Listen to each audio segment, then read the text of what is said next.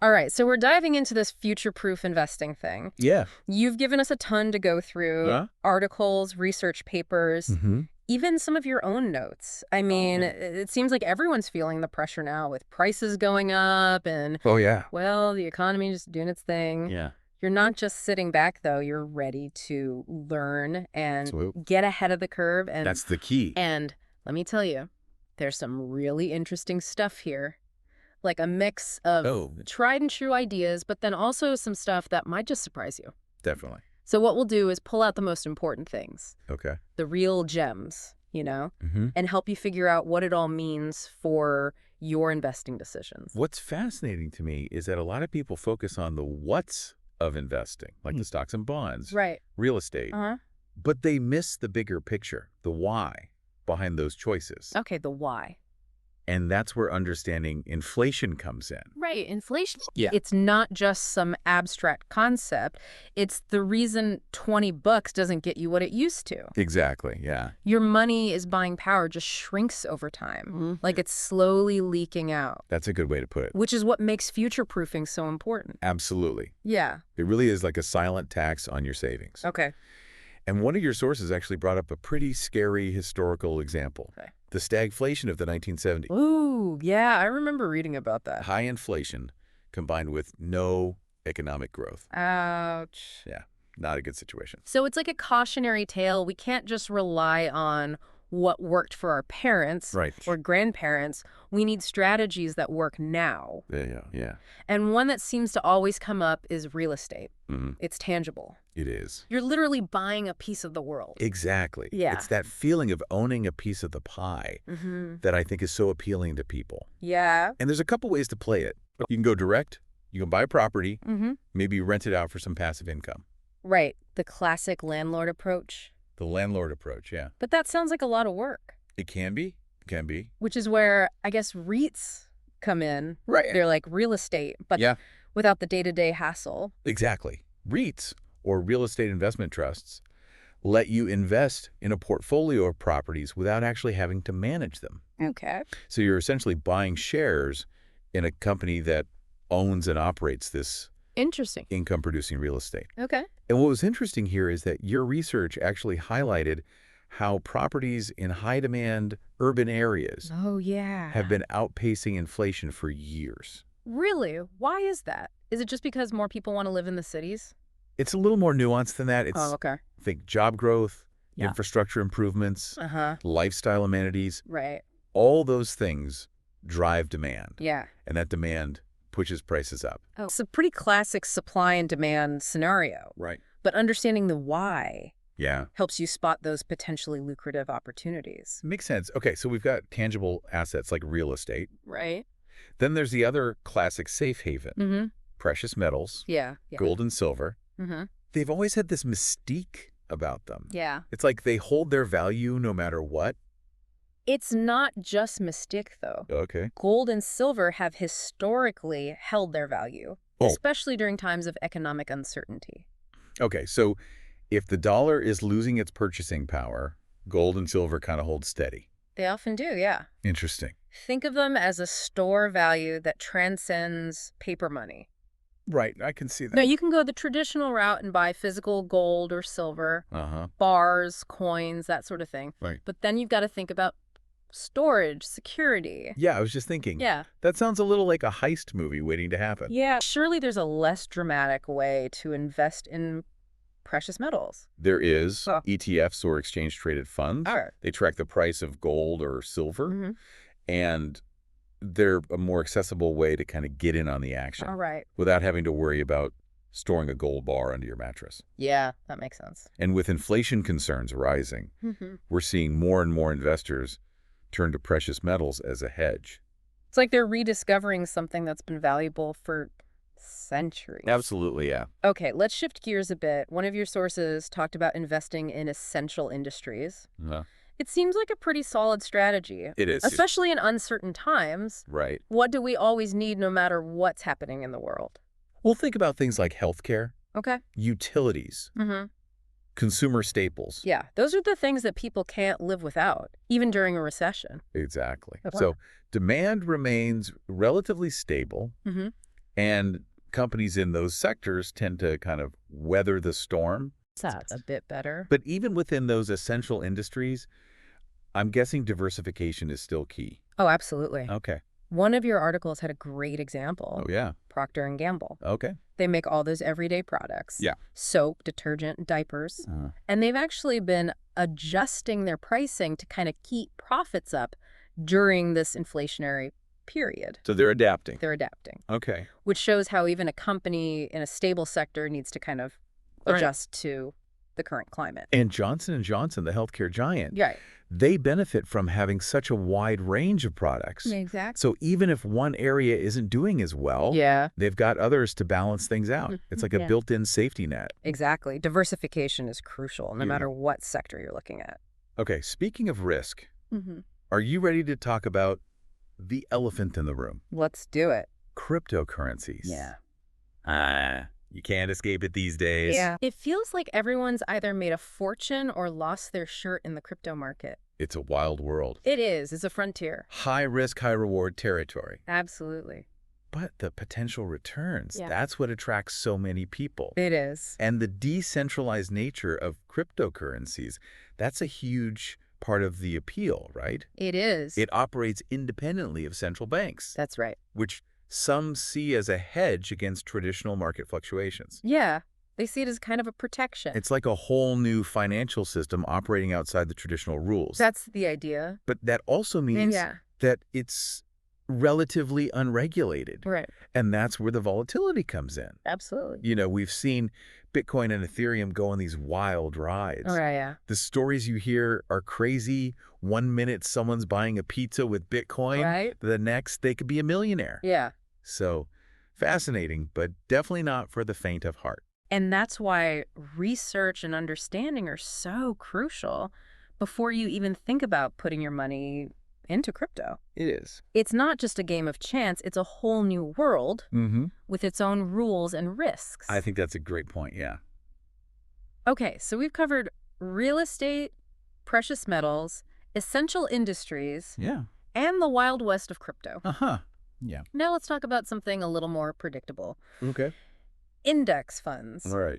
I like to think of them as buying the whole bakery. Okay. Instead of trying to pick out the best individual pastry. I like that analogy. You know, you're not trying to be super picky. You're just getting... You're getting a little bit of everything. Yeah.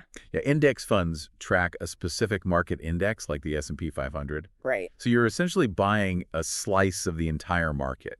Okay. Rather than betting on individual companies. It's like saying, I trust the overall market to grow, so I'll just ride that wave. Exactly. And historically, index funds have often outperformed actively managed funds over the long term. Yeah. Really? Yes. Wow. Plus, because they're passively managed, they tend to have lower fees. Okay. Which means more money stays in your pocket. That makes sense. Yeah. Sounds pretty appealing, especially if you're not a day trader constantly watching the market. Right. Yeah. Trying to predict the next big thing. That's a much simpler approach. So we've got these 5 potential avenues for future-proof investing. Each one taps into a different aspect of the current economic climate. Right. Tangible assets, safe havens, steady sectors, cutting-edge tech, and broad market growth. I like it. But what ties them all together, I think, is this underlying principle of understanding not just the what, but the why behind your investment choices. And that's where things get really interesting. Okay, where do we even begin to break that down? Well, let's unpack how risk tolerance, time horizon, and your personal goals all come together to shape your investment strategy. All right, sounds good. Yeah. It can be overwhelming, you know, especially with all the information out there. Yeah. But let's break it down. Okay. I think the first piece of the puzzle is really understanding your risk tolerance. Okay, risk tolerance. Yeah. Is that just about like how much money I'm comfortable losing? It's more about your comfort level with market fluctuations. Okay. Are you someone who can stomach the ups and downs knowing that the market tends to balance out over time? Okay. Do you prefer a more stable, predictable approach? Right. Even if it means potentially lower returns? I guess I'm somewhere in the middle. I don't want to see my investments tank overnight. Yeah. But I also understand that some level of risk is necessary for growth. That's a pretty common sentiment. And it's important to be honest with yourself about your risk tolerance. Right. because it will guide your asset allocation. Okay. How you divide your investments across different categories like stocks, bonds, real estate. So someone with a higher risk tolerance might have a larger portion of their portfolio in stocks, Right. while someone who's more risk averse might lean more towards bonds or even cash. Exactly. It's about finding that balance that aligns with your comfort level. Okay. And your research actually brought up a really interesting point about finding those hidden gems, Oh, like what? even within lower risk categories. I'm all about maximizing returns, even if I'm not taking on a ton of risk. One of your articles talked about laddered maturity dates with CDs. Okay. It's a strategy where you spread your investment across CDs with different maturity dates. Okay. So instead of locking all your money into like a 5-year CD, Right. you might have some maturing in 1 year, some in 2 years, and so on. So it's like diversifying within the world of CDs. Exactly. That's pretty clever. It gives you more flexibility while still taking advantage of those guaranteed returns. Yeah, it's a great example of how a little bit of strategy can go a long way, even within those seemingly safe investment options. Now, the second piece of the puzzle, along with risk tolerance, Okay. is your time horizon. Time horizon, that sounds pretty straightforward. It's just how long I plan to invest for, right? Exactly. Are you investing for a short-term goal, Okay. like a down payment on a house in a few years? Right. Or are you thinking long-term, Uh-huh. like retirement decades from now? Okay, so if my goal is short term, stability and liquidity are probably more important than chasing high returns. Yeah. I need to be able to access that money when I need it. Exactly. And you might prioritize investments like high-yield savings accounts All right. or short-term bonds, Right. which offer relatively stable returns and easy access to your funds. Okay. But if you're thinking long-term, like retirement, Yeah. you can afford to be a bit more patient. Uh-huh. Ride out those market fluctuations. Right. And that's where stocks, real estate, and even some alternative investments might come into play. Okay. You have more time to recover from any dips in the market and potentially benefit from that compound growth over the long haul. Okay, so risk tolerance and time horizon. Yes. Those two factors really shape the foundation of my investment strategy. Right. But there's a third element we haven't talked about yet, my personal goals. Yeah, and this is where it gets really personalized. Yeah. Why are you investing? Yeah. What are you hoping to achieve with your money? Uh-huh. Are you saving for retirement? A dream vacation? Your child's education? Yeah. Maybe even starting your own business? Those are all very different goals. They are. Each with its own timeline and financial requirements. Right. I'm guessing the investment strategy needs to align with those specific goals. Absolutely. Let's say your goal is to buy a house in 5 years. Okay. You'll need a different strategy than someone who's saving for retirement in 30 years. Right. If I'm buying a house in 5 years, I'll need a more conservative approach. Yeah. I can't afford to gamble with those funds. Exactly. You might focus on investments that prioritize capital preservation and liquidity. Such as high-yield savings accounts, short-term bonds, or even certificates of deposit, CDs. Right. These options offer stability Yeah. and easy access to your funds when you need them. Makes sense, but for retirement, a longer-term goal, Right. I might be more comfortable taking on some risk, knowing that I have time to recover from any market downturns. Absolutely. You might allocate a larger portion of your portfolio to stocks or real estate, Yeah. which have historically offered higher returns over the long run. Right. And this is where diversification becomes even more crucial. Okay, so diversification is about spreading the risk, but how do I actually go about diversifying my portfolio?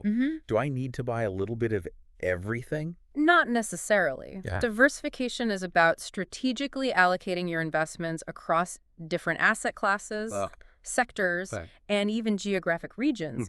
It's about not putting all your eggs in one basket. Okay, so instead of investing solely in U.S. stocks, I might consider international stocks. Bonds, real estate, and maybe even a small allocation to alternative investments like commodities or precious metals. Exactly. By diversifying, Yeah. you're essentially creating a portfolio that's designed to weather different market conditions. Okay.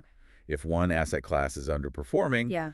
others might be doing well, helping to balance out your overall returns. It's like building a financial safety net. Exactly. And this all ties back to our earlier discussion about risk tolerance and time horizon. It does. My diversification strategy will look different depending on how much risk I'm comfortable taking and how long I'm investing for.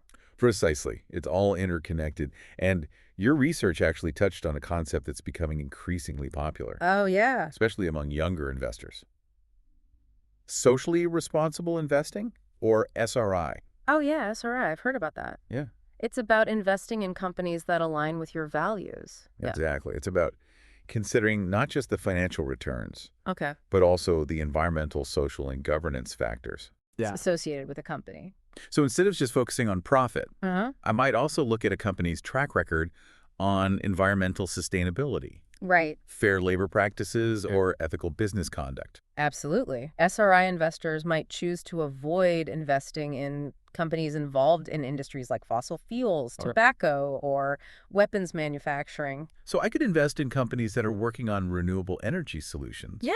Or promoting social justice, for example. That's right. It's like my investments are making a positive impact on the world while also potentially growing my wealth. Exactly. And there are numerous SRI funds and ETFs available, making it easier than ever to align your investments with your values. That's fantastic. It's like a win-win situation. It is.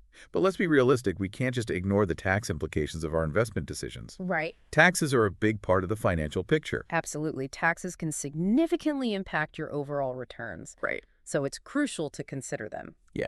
When developing your investment strategy. I'll admit, taxes always feel like a bit of a mystery to me. Yeah. Like a giant puzzle I'm not sure how to solve. It can feel that way. Yeah. But understanding the basics can make a huge difference. All right. For example, you mentioned taxable versus tax-advantaged accounts in your note. Jed, I know they're different, but I'm not exactly clear on how they work. Let's start with taxable accounts. Okay. Like regular brokerage accounts. Okay. Any profits you make in these accounts are subject to capital gains taxes. So if I buy a stock for $100 and sell it for $150, I'll owe taxes on that $50 profit. That's right. But tax advantage accounts, like 401ks and IRAs, offer tax benefits. Okay, so those are the retirement accounts I've heard so much about. Exactly. With traditional 401ks and IRAs, your contributions are often tax deductible. Meaning you reduce your taxable income in the present. And your investments grow tax deferred. Meaning you don't pay taxes on those earnings until you withdraw the money in retirement. So I'm essentially postponing those taxes until later. Right. And with Roth 401k and Roth IRAs, you contribute after-tax dollars. But your withdrawals in retirement are tax-free. Wow, tax-free withdrawals. That sounds pretty amazing. It can be a powerful tool for retirement planning. And these are just a few examples of how understanding the tax implications of different investment accounts can help you make smarter decisions. So it's worth doing some research and maybe even talking to a financial advisor to figure out what strategy makes the most sense for my situation. Absolutely. A good financial advisor can help you navigate the complexities of taxes and investments. Tailoring a plan that aligns with your individual goals. Speaking of tailoring a plan, one of your sources mentioned international investing. Is that something worth considering? It can be. I tend to think of investing as a very American thing. That's a common misconception. International investing can be a valuable tool for diversification, allowing you to spread your risk beyond the U.S. market. And potentially tap into growth opportunities in other parts of the world. So I could invest in companies based in Europe? Asia, or even emerging markets? Exactly. And there are numerous mutual funds and ETFs that focus specifically on international investments. Wow. Making it easier than ever to gain exposure to different regions and economies. So it's another way to diversify my portfolio. And potentially capture some growth that I might miss out on if I just focus on the U.S. market. That's the idea, of course. Yeah. International investing comes with its own set of risks. Such as currency fluctuations and political instability in certain regions. It's not a magic bullet. It's not, no. But for someone who's comfortable with those risks and who's looking for broader diversification, it could be a good fit. Exactly. It all comes back to aligning your investment choices with your individual goals, risk tolerance, and time horizon. Okay, so we're building this multifaceted portfolio, diversified across different asset classes, time horizons, tax strategies, and even geographic regions. It's like a financial mosaic. I like that analogy. You know? It's about creating a comprehensive strategy that's designed to help you reach your financial goals. But amidst all this talk of strategy and diversification, yeah, there's one fundamental principle that's absolutely crucial. I think I know what you're going to say. I bet you do. Do your research. Don't just jump into something blindly. You got it. Due diligence is essential. Okay. It's about thoroughly researching and understanding any investment before you put your money into it. So don't just buy into the hype or follow the latest trend. Right. Take the time to read prospectuses, research companies, understand the risks involved. Absolutely. Knowledge is power. Yeah. Especially when it comes to your hard-earned money. Right. Don't just rely on what someone else tells you. Dig in, do your homework, and make informed decisions. It's like being an investigator gathering all the evidence before making a judgment. That's a great way to think about it. And due diligence isn't just a one-time thing. Right. The market is constantly changing. Yeah. So you need to stay informed and monitor your portfolio over time. So it's about being an active participant in my financial well-being, not just a passive bystander. Exactly. And that can feel empowering. Yeah. Knowing that you're taking control of your financial future. You're not just letting things happen. Right. You're making things happen. Okay, I'm already feeling more in control just by having this conversation. That's good. But one thing that worries me is letting my emotions get in the way. Yeah. You know, fear, greed. It's a real thing. They can really cloud your judgment. You're right. Emotional investing can be dangerous. Yeah. You know, we've all heard those stories of people who bought high, sold low, driven by panic, or the herd mentality. Yeah, getting caught up in the hype or letting fear dictate our actions can lead to some costly mistakes. Exactly. That's why having a clear investment plan and sticking to your strategy is so important. Okay. Try to remove emotions from the equation as much as possible. Easier said than done, right? No. Especially when the market is going crazy and everyone around you is either making a killing or losing their shirt. It's definitely a challenge, but that's where diversification, a long-term perspective, and a bit of emotional discipline come in. So it's about staying calm, staying focused, and remembering that investing is a marathon, not a sprint. Perfectly put. It's about making informed, rational decisions. Yeah. Not impulsive ones driven by fear or greed. Okay, so we've covered a lot of ground here. We have. Risk tolerance, time horizon, personal goals, diversification, taxes, even the psychology of investing. Yeah, it's all connected. It is. These are the building blocks of a sound investment strategy. Right. One that's tailored to your individual needs and aspirations. But at the end of the day, it all comes back to you, the listener. Right. You're the one who ultimately makes those decisions and steers your financial ship. And that's where things get really exciting. Okay. It's about taking ownership, making those choices, and seeing your financial vision come to life. Okay, I'm feeling inspired. That's good. That's what we want. But before we wrap up this deep dive, I want to leave our listener with something to ponder, something to spark further exploration. Okay. We've talked about the mechanics of investing, the strategies, the numbers. Yeah. But there's a whole other dimension to this that we haven't touched on yet. Right. The emotional aspect of money.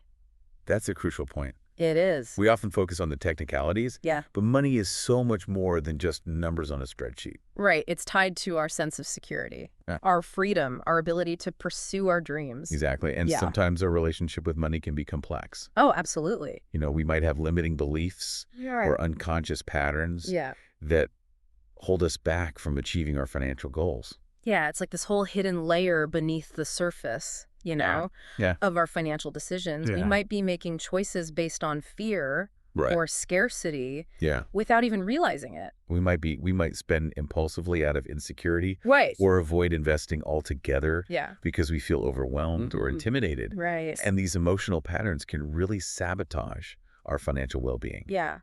So how do we break free from those patterns? How do we cultivate a healthier... That's the question, isn't it? Yeah. It's a journey in itself. Right. It might involve exploring our beliefs about money, understanding our spending habits, or even seeking guidance from a financial therapist or coach. It's like adding another dimension to that triangle we talked about earlier. Risk tolerance, time horizon, personal goals. Right. Now we're adding emotional intelligence. I love that. You know? It's about becoming aware of how our emotions impact our financial choices. Right. And developing strategies to make those choices more consciously and intentionally. Because ultimately, it's not just about the money itself. It's not. It's about what the money represents, you know? Yes. The freedom to pursue our passions. Yeah. The security to live a life we love. The ability to make a positive impact on the world. Beautifully said. You know, when we align our financial goals with our values and our deeper sense of purpose, that's when money truly becomes a tool for transformation. I think that's a powerful message to end on. So as you continue on your investment journey, dear listener, remember to take care of your financial well-being. Yeah.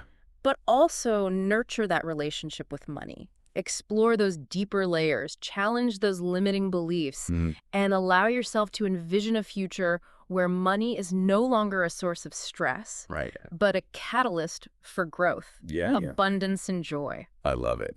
And on that note, we'll wrap up this deep dive into future-proof investing. Great stuff. We hope you've gained some valuable insights. I hope so. And feel inspired to take those next steps toward creating a brighter financial future. Absolutely. Until next time, keep diving deep and keep learning.